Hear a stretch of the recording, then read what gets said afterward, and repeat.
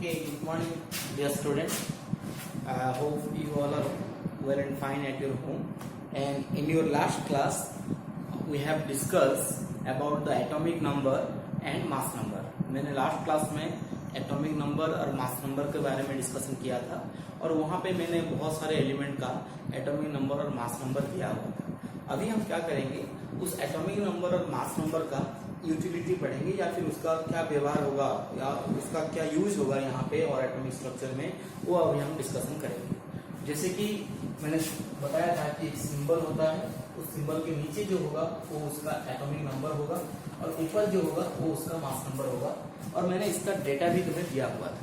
Okay, इस atomic number और mass number को यूज करके तुम किसी भी एटम के अंदर एलिमेंट और उसके अंदर एटम है, एलिमेंट के अंदर एटम है, समझ में आ रहा है? तो उस एटम के अंदर कितने फंडामेंटल पार्टिकल्स है तुम उसको काउंट कर सकते हो। ये इसका बेसिक यूज है। So from the atomic number and mass number data you can count the number of electron, proton and neutron inside the atom. उस एलिमेंट के एटम के अंदर कितने इलेक्ट्रॉन, प्रोटॉन, न्यूट्रॉन है तुम इस एटॉमिक नंबर और मास नंबर कॉन्सेप्ट से निकाल सकते हैं। ठीक है, अभी हम वन बाय वन इसका कैलकुलेशन करेंगे और इसका डिस्कशन करेंगे।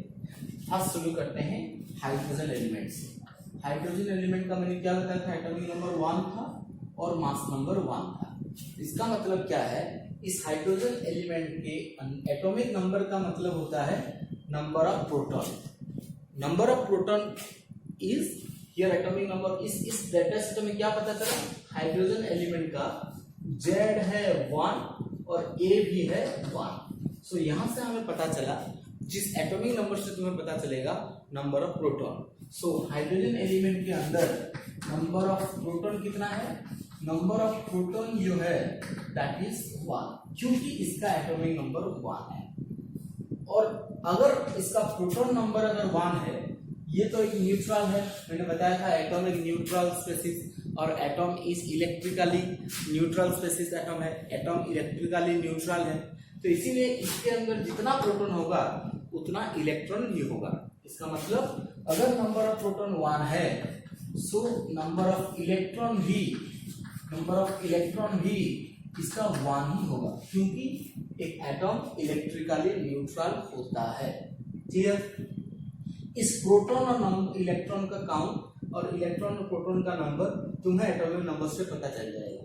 ठीक है, अभी मास का मतलब क्या था, मास नंबर का मतलब क्या था, मास नंबर का मतलब था number of proton plus number of neutron था। ठीक है, याद है तुम्हें नंबर ऑफ न्यूट्रॉन का? सो अभी हमें नंबर ऑफ न्यूट्रॉन निकालना है। मान लो कि नंबर ऑफ न्यूट्रॉन x है, सो फिर a is equal to number of proton हम z बोलते हैं, so a is equal to z plus x है, implies that x is equal to क्या होगा, या फिर number of neutron is equal to क्या होगा, a माइनस z। सो ये जो मास नंबर और एटॉमिक नंबर के बीच में जो डिफरेंस है, a minus z is the number of neutron. Very easy, a minus z, ध्यान रखना, a minus z is number of neutron. So इस हिसाब से नंबर ऑफ न्यूट्रॉन क्या हो गया, नंबर ऑफ न्यूट्रॉन H11 का हो गया 1 माइनस 1 0। क्लियर? सो हाइड्रोजन एक ऐसा हाइड्रोजन 1 एक ऐसा एलिमेंट है इन द नेचर जिसके अंदर कोई न्यूट्रॉन नहीं है। इस क्वेश्चन को भी पूछा जाता है, पीरियोडिक टेबल का कौन से एलिमेंट के अंदर न्यूट्रॉन नहीं है, आंसर आएगा क्या, हाइड्रोजन 1। समझ में आ गया? और एक एग्जांपल अपने हम डिस्कशन कर लेते हैं, कार्बन 612। अब बताओ इसका प्रोटॉन क्या होगा, इसका जो नंबर ऑफ प्रोटॉन है यहाँ पर इसका लिख लेना तुम सब लोग। ये पहले मैंने फंडामेंटल समझा दिया यहाँ पे, और एक कर लेते हैं नंबर ऑफ प्रोटॉन कैलकुलेट करते हैं। नंबर ऑफ प्रोटॉन कार्बन का क्या होगा, नंबर ऑफ प्रोटॉन कार्बन का क्या होगा, कार्बन का इसका Z क्या है, ये तो तुम्हारा Z है और ये तुम्हारा A है। नंबर ऑफ प्रोटॉन Z के ऊपर डिपेंड करता है, सो नंबर ऑफ प्रोटॉन यहाँ पर क्या होगा 6। नंबर ऑफ इलेक्ट्रॉन क्या होगा बताओ, नंबर ऑफ इलेक्ट्रॉन क्या होगा, क्योंकि इलेक्ट्रिकली न्यूट्रल है तो इसीलिए इसका number of electron number of proton के साथ सेम होगा, मतलब नंबर ऑफ इलेक्ट्रॉन भी 6 होगा। नंबर ऑफ न्यूट्रॉन कितना होगा, नंबर ऑफ न्यूट्रॉन के लिए हम लोग क्या करते हैं, नंबर ऑफ न्यूट्रॉन कैलकुलेशन करने के लिए हम लोग इस दोनों का डिफरेंस निकालते हैं, a minus Z. So 12 minus 6, 12 minus 6 मतलब क्या है, 6। सो इस एलिमेंट के अंदर 6 प्रोटॉन है, 6 इलेक्ट्रॉन है, और इस एलिमेंट के एटम के अंदर 6 प्रोटॉन, 6 इलेक्ट्रॉन एंड 6 न्यूट्रॉन है। समझ में आ गया सब लोगों को? Is clear to all? This is the way how you can calculate the number of proton, electron and neutron. अभी हम कुछ प्रॉब्लम डिस्कशन कर लेते हैं इसके ऊपर, जैसे कि मैंने कुछ और अदर, और I will give you some other spaces.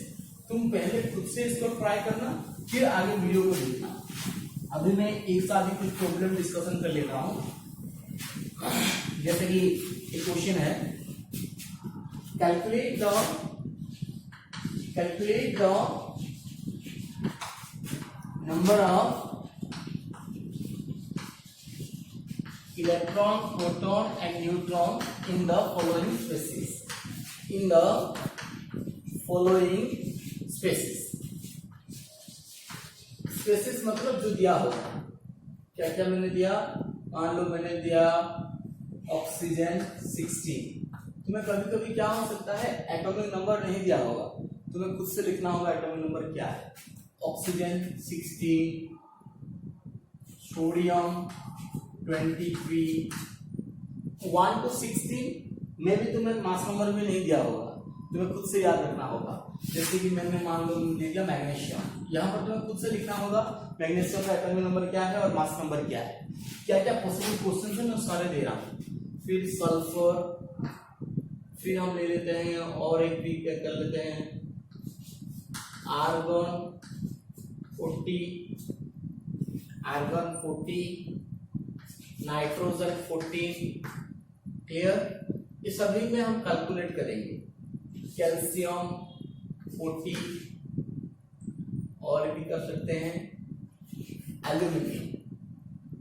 सो इन सभी स्पेसिस में हमें इलेक्ट्रॉन, प्रोटॉन, न्यूट्रॉन कैलकुलेट करना है। मैं इसको टेबल, इसको तुम एक्चुअली पहले खुद ट्राई करना, फिर आगे वीडियो को देखना, ताकि तुम्हारा खुद से प्रैक्टिस हो जाए। मैं इन सबका आंसर डिस्कशन कर लेता हूँ यहाँ पर ही। मैं टेबुलर फॉर्म में डिस्कशन कर लेता हूँ। प्रोटॉन लिखेंगे, नंबर ऑफ प्रोटॉन लिखेंगे इसके नीचे, नंबर ऑफ इलेक्ट्रॉन लिखेंगे इसके नीचे, और नंबर ऑफ न्यूट्रॉन इसके नीचे हम लिखेंगे। ये 1 by 1 डिस्कशन करेंगे। फर्स्ट क्या था, ऑक्सीजन 16 दिया हुआ है, यहाँ पर क्या नहीं दिया है, जेड नहीं दिया है, जेड नहीं दिया है। इसका जेड कितना है ऑक्सीजन का, 8। क्लियर? अभी इसका आंसर आ जाएगा। नंबर ऑफ प्रोटॉन क्या होगा, ये तुम्हारा जेड हो गया, ये तुम्हारा ए हो गया। सो नंबर ऑफ प्रोटॉन क्या होगा, यहाँ पे नंबर ऑफ प्रोटॉन होगा 8, क्योंकि इसका एटॉमिक नंबर 8 है, और एक न्यूट्रल स्पेसिस है, तो इसलिए इसका इलेक्ट्रॉन भी कितना होगा, 8 होगा। न्यूट्रॉन कितना होगा, a माइनस जेड। न्यूट्रॉन का जो होता है a माइनस जेड। सो अगर a माइनस जेड है, इसका मतलब 16 माइनस 8 इज इक्वल टू 8। समझ में आ गया? क्लियर? फिर दूसरा कौन सा है, सोडियम 23। सोडियम 23 क्या नहीं दिया है, यहाँ पे जेड नहीं दिया है। जेड क्या है सोडियम का, 11। ये याद रखना होगा, अगर तुम याद नहीं रख पाओगे तो फिर इसको सॉल्व नहीं कर पाओगे। सो इसका मतलब है कितना प्रोटॉन है इसके अंदर, 11 प्रोटॉन है, क्योंकि इसका जेड 11 है और ए 23 है। कितना इलेक्ट्रॉन है, एक न्यूट्रल स्पेसिस है, तो इसलिए इलेक्ट्रॉन भी 11 हो गया। न्यूट्रॉन कितना होगा, a माइनस जेड, मतलब 23 minus 11 is equal to 12। Clear? Number of neutron हो गया। फिर मैग्नीशियम दिया हुआ है, मैग्नीशियम का कुछ भी नहीं दिया है यहाँ पे, तो याद रखना होगा मैग्नीशियम का एटॉमिक नंबर 12 है, मास नंबर 24 है। ठीक है? यहाँ पर कितना प्रोटॉन, कितना न्यूट्रॉन, कितना इलेक्ट्रॉन है, एटॉमिक नंबर के साथ प्रोटॉन और इलेक्ट्रॉन नंबर सेम हुआ, क्योंकि न्यूट्रल है। 12 तो प्रोटॉन है, इलेक्ट्रॉन भी इसका 12 हुआ क्योंकि एक न्यूट्रल है, और इसका न्यूट्रॉन क्या होगा, 24 minus 12, 24 minus 12 is equal to 12। इतना इसके पास न्यूट्रॉन है। क्लियर? सो बाकी जो नंबर बचा हुआ है ये खुद तुम सॉल्व करना, you will solve by yourself. Okay? मैं और एक एलिमेंट भी दे रहा हूँ, यूरेनियम 92 to 38। इसको भी सॉल्व करना। यूरेनियम 92 to 38 कौन सा एटॉमिक नंबर है और कौन सा मास नंबर है, उसको सॉल्व करना है। ठीक है? ये तो समझ में आ गया सब लोगों को, ऐसे कैसे कैलकुलेट करते हैं किसी भी स्पेसिस अगर दिया हुआ है। क्लियर? यहाँ पर मैं एक चीज तुम्हें बताना चाहूंगा, ये जो भी मैंने स्पेसिस दिया है, ये सारे स्पेसिस न्यूट्रल एटम है। All the species are neutral atom. अभी हम क्या करेंगे, एक आयंस के अंदर, एक मैं नया वर्ड ला रहा हूं, आयंस। आयंस के अंदर हम इलेक्ट्रॉन और प्रोटॉन कैलकुलेट करेंगे। न्यूट्रॉन नंबर में कोई चेंजेस नहीं आएगा अगर आयंस भी दिया हुआ है तो। अभी तक हम लोगों ने क्या पढ़ा, एटम पढ़ा है, और एटम के अंदर जितना भी प्रोटॉन होता है और जेड जितना होता है उसका प्रोटॉन और इलेक्ट्रॉन नंबर वही होता है। और न्यूट्रॉन नंबर मतलब नंबर ऑफ प्रोटॉन भी जेड होगा और नंबर ऑफ इलेक्ट्रॉन भी जेड होगा अगर ये एटम है। और नंबर ऑफ न्यूट्रॉन क्या होगा, वो k माइनस जेड होगा अगर ये एटम है। लेकिन अगर ये एक आयन आ गया, एटम नहीं देखा तो आयन देखा। आयन मतलब क्या है, किसी भी एटम के ऊपर अगर कोई चार्ज आ गया, जैसे कि मान लो O and neutral atom O सिर्फ दिया है तो न्यूट्रल एटम है। अगर मैंने O2 पॉजिटिव दे दिया इसका मतलब है एक आयन है।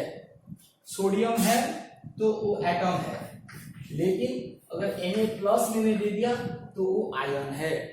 मैग्नीशियम जो है वो एटम है, लेकिन अगर मैंने बोला मैग्नीशियम 2 प्लस तो वो एक आयन है। क्लोरीन एक एटम है, लेकिन Cl माइनस मैंने अगर बोल दिया तो वो आयन्स हो गया। क्लियर? सो इस तरह से किसी भी चार्ज, चाहे पॉजिटिव चार्ज रहे या फिर नेगेटिव चार्ज रहे, तो उसको हम आयन बोलते हैं। F माइनस क्या होगा, ये आयन। क्लियर? N2 माइनस क्या होगा, ये आयन।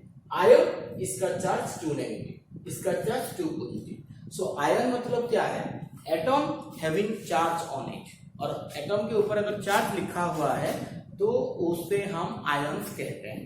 ठीक है, समझ में आ गया। अभी ये आयन को हम कितने टाइप में डिवाइड कर सकते हैं, 2 टाइप में। एक है पॉजिटिव आयन, मतलब इसके ऊपर अगर पॉजिटिव चार्ज है, और एक दूसरा है नेगेटिव आयन। इसका मतलब है अगर एटम के ऊपर नेगेटिव चार्ज है, और उस पॉजिटिव आयन को हम क्या कहते हैं, कैटायन कहते हैं, और नेगेटिव आयन को हम एनायन कहते हैं।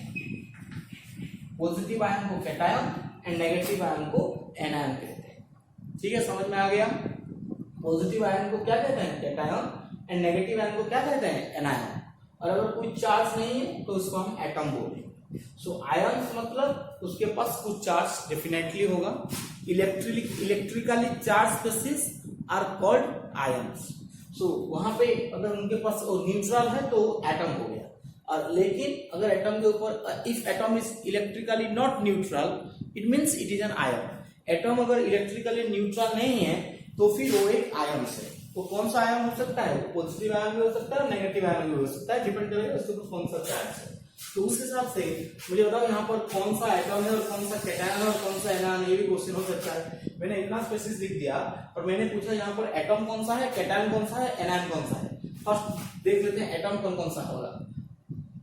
Na, इसके ऊपर कोई चार्ज है, कोई भी चार्ज नहीं है, इसका मतलब ये एक एटम है। ठीक है, समझ में आ गया, एटम है। और मैग्नीशियम क्या होगा, मैग्नीशियम क्या होगा, एटम ही होगा, क्योंकि इसके ऊपर कोई चार्ज नहीं है। हम क्या करते हैं, गेम खेल लेते हैं। यहाँ पर मैं गेम के हिसाब से इसको एक्सप्लेन कर देता हूँ। जो एटम होगा उसको हम राउंड कर देंगे, और जो कैटायन होगा उसको हम स्क्वायर कर देंगे, और जो एनायन होगा उसको हम ट्रायंगल कर देंगे। बच्चों को ऐसे पढ़ाया जाता है। जो इसके ऊपर क्या होगा, एटम, मैंने क्या बोला, एटम के ऊपर सर्किल कर दो, और पॉजिटिव आयन मतलब कैटायन के ऊपर ट्रायंगल कर दो, और एनायन के ऊपर स्क्वायर कर दो। तो खुद कर सकते हो। अभी हम क्या क्या करेंगे, यहाँ पे इस Cl का क्या होगा, यहाँ पे बताओ, Cl का सर्किल होगा, क्योंकि वो एक एटम है। O2 प्लस का क्या होगा, O2 प्लस का मतलब O2 प्लस क्या है, पॉजिटिव चार्ज है तो कैटायन है। कैटायन के लिए क्या बोला है, ट्रायंगल बोला है। ठीक है, समझ में आ गया। N2 माइनस क्या होगा, N2 माइनस के N के ऊपर नेगेटिव आयन है और नेगेटिव चार्ज है, मतलब वो एनायन है, तो उसको हम स्क्वायर कर लेते हैं। डिफरेंशिएट कर दिया, कैसे पता चलेगा कौन सा एटम कौन सा आयन। अब बताओ ये ट्रायंगल होगा या फिर स्क्वायर होगा। खुद से वेरी सिंपल, क्रॉस चार्ज है मतलब एक कैटायन है, तो हम इसको ट्रायंगल कर देते हैं। मैग्नीशियम 2 प्लस क्या है, मैग्नीशियम 2 प्लस मतलब कैटायन है, पॉजिटिव चार्ज है, तो फिर ट्रायंगल कर देते हैं। Cl माइनस क्या है, नेगेटिव है, तो इसको हम स्क्वायर कर देते हैं। मेरे ख्याल से तुम्हें आइडिया हो गया होगा कौन सा एटम है और कौन सा आयन है। अगर चार्ज है तो वो आयन से, चार्ज नहीं है तो वो एटम है। अब हमारे अंदर क्वेश्चन आएगा, सर एटम से आयन कैसे बनेगा और how a ion is form. An ion is form by the loss of electron और gain of electron from the atom. मतलब एटम से अंदर अगर इलेक्ट्रॉन लॉस होगा या फिर एटम के ऊपर अगर कोई इलेक्ट्रॉन ऐड होगा तभी उससे आयन बनेगा। सो आयन एटम से बनने के लिए इलेक्ट्रॉन का रोल बहुत मेजर है। So by the playing of electron और from by electron one can form atom to ion. Electron के द्वारा हम एटम से आयन बना सकते हैं। जैसे कि अगर कोई एटम इलेक्ट्रॉन लॉस करता है, if an atom is losing electron, अगर कोई एटम इलेक्ट्रॉन अगर लूज करता है, जैसे कि एक न्यूट्रल एटम था, न्यूट्रल एटम मतलब उसके अंदर पॉजिटिव चार्ज जितना होगा उतना नेगेटिव चार्ज होगा, और मैं बोल सकता हूं कि प्रोटॉन के अंदर जितना प्रोटॉन होगा उतना इलेक्ट्रॉन होगा, क्योंकि इलेक्ट्रॉन का चार्ज तो नेगेटिव ही है। तो यहां से अब कैसे आयन बनेगा? अगर यहां से इलेक्ट्रॉन मैंने निकाल दिया, if I will remove electron from this atom, इस एटम से अगर इलेक्ट्रॉन निकल गया है, मतलब एटम ने इलेक्ट्रॉन लूज कर दिया है। अब बताओ इसका चार्ज क्या हो गया? पहले 3 इलेक्ट्रॉन था और 3 नेगेटिव 3 पॉजिटिव था, तो न्यूट्रल था। लेकिन अगर यहां से इलेक्ट्रॉन लॉस हो गया तो इसके अंदर क्या है, एक्स्ट्रा आ गया, एक प्रोटॉन एक्स्ट्रा आ गया या नहीं? तो फिर एटम से जब इलेक्ट्रॉन लॉस होगा तो अभी स्पीशीज का चार्ज क्या हो गया, एक पॉजिटिव चार्ज एक्स्ट्रा आ गया, क्योंकि पॉजिटिव नेगेटिव कैंसिल, एक पॉजिटिव बल बचा हुआ है, तो इसलिए इस एटम के ऊपर अभी क्या चार्ज होगा, पॉजिटिव चार्ज होगा। मतलब एटम से अगर इलेक्ट्रॉन लॉस होगा तो वहां से कौन सा आयन बनेगा? मैं एक ग्राफ में बना देता हूं। और एटम से अगर लूजिंग ऑफ इलेक्ट्रॉन होगा, एटम से अगर इलेक्ट्रॉन निकलेगा तो उसके ऊपर क्या चार्ज आएगा? एटम के मैं एक लिख देता हूं, उसके ऊपर पॉजिटिव चार्ज आएगा, क्योंकि इलेक्ट्रॉन लॉस होने से एक पॉजिटिव चार्ज एक्स्ट्रा आ रहा है। यहाँ पर कितना इलेक्ट्रॉन लॉस हुआ है? 1 इलेक्ट्रॉन लॉस हुआ है, तो इसलिए 1 पॉजिटिव चार्ज आएगा। मान लो 2 इलेक्ट्रॉन लॉस होता तो इसके हिसाब से इफ 2 इलेक्ट्रॉन इज लॉस, इसके ऊपर कितना पॉजिटिव चार्ज आएगा? एटम के ऊपर 2 पॉजिटिव चार्ज आएगा। मान लो 3 इलेक्ट्रॉन लॉस हो गया, तो एटम के ऊपर कितना पॉजिटिव चार्ज आएगा? 3 इलेक्ट्रॉन लॉस होगा तो एटम के ऊपर 3 पॉजिटिव चार्ज आएगा। सो एटम से इलेक्ट्रॉन जितना लॉस होगा उसके ऊपर उतना पॉजिटिव चार्ज आएगा। समझ में आ गया? एटम से जितना इलेक्ट्रॉन लॉस होगा उसके ऊपर उतना पॉजिटिव चार्ज आएगा। अभी एक समझ लेते हैं। इलेक्ट्रॉन 3 था, मतलब 3 नेगेटिव चार्ज था। यहाँ पे हमने क्या किया, इलेक्ट्रॉन यहाँ पर ऐड कर दिया। अगर मैं इलेक्ट्रॉन ऐड कर रहा हूं तो इसका मतलब क्या चार्ज आएगा इसके ऊपर? 3 पॉजिटिव 3 नेगेटिव न्यूट्रल हो गया और एक इलेक्ट्रॉन एक्स्ट्रा आ गया, मतलब इसके अभी एटम के ऊपर कौन सा चार्ज आएगा? नेगेटिव चार्ज आ जाएगा। तो इसको हम कैसे दिखाएंगे? अगर इसको मैं रफ कर देता हूं यहाँ पर, ये समझ गए होंगे सब लोग। सो एटम से अगर इलेक्ट्रॉन गेन होगा, गेन बोलेंगे उसको, ऐड कर लेते हैं। एटम के ऊपर इलेक्ट्रॉन अगर ऐड होगा तो उसके ऊपर नेगेटिव चार्ज आएगा। एक इलेक्ट्रॉन ऐड होगा तो एक नेगेटिव आएगा। अगर 2 इलेक्ट्रॉन ऐड होगा तो यहां पर 2 नेगेटिव आएगा। अगर 3 इलेक्ट्रॉन ऐड होगा तो यहां पर 3 नेगेटिव आएगा। समझ में आ गया? पॉजिटिव चार्ज कैसे बना? By losing of electron. Negative charge कैसे बना? By gaining of electron. तो हम कह सकते हैं an atom by losing electron converted to cation, an atom by gaining electron converted to anion. समझ में आ गया? इस लाइन को टैगलाइन करके लिख देना, an atom by losing electron converted to cation and an atom by gaining electron converted to anion. Is it clear? An atom by losing, इसको लिख लेना लाइन में, an atom by losing electron converted to cation and an atom by gaining electron converted to anion. समझ में आ गया सब लोगों को? Clear clear clear? इसके बारे में समझ में आ गया? अभी कुछ स्टूडेंट के माइंड में एक क्वेश्चन आ सकता है, सर प्रोटॉन भी तो पॉजिटिवली चार्ज था और इलेक्ट्रॉन भी चार्ज था, सो आपने इलेक्ट्रॉन क्यों रेफरेंस लिया चार्ज बनाने के लिए। अगर मान लो कि कोई स्टूडेंट पूछेगा सर मैंने अगर एक पॉजिटिव यहाँ पर ऐड कर दिया, मान लो एक प्रोटॉन मैंने ऐड कर दिया तो इसका चार्ज तो पॉजिटिव हो जाएगा, और अगर प्रोटॉन मैंने यहाँ से निकाल दिया तो इसका चार्ज तो नेगेटिव हो जाएगा। तो आपने प्रोटॉन के हिसाब से क्यों नहीं किया, क्यों मैंने इलेक्ट्रॉन के हिसाब से किया? इसका आंसर तुम जब रदरफोर्ड एटॉमिक मॉडल पढ़ोगे तभी तुम्हें इसका आंसर मिल जाएगा। क्या, मैं अभी ब्रीफली बता देता हूं।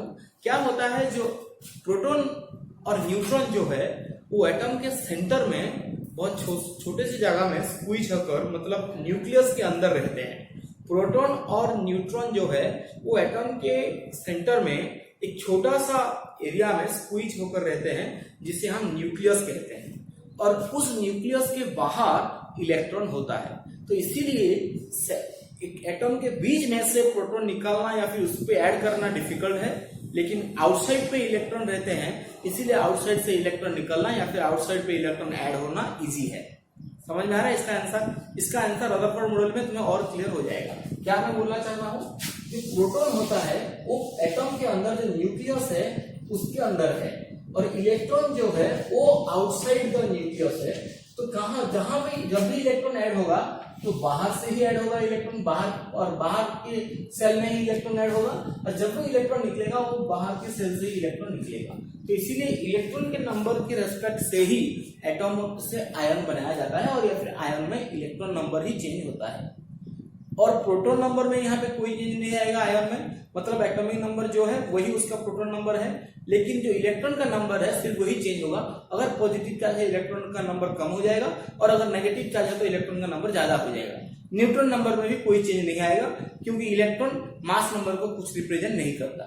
मैं एग्जाम्पल यहाँ पे कर देता हूँ ताकि तुम्हें समझ में आ जाएगा।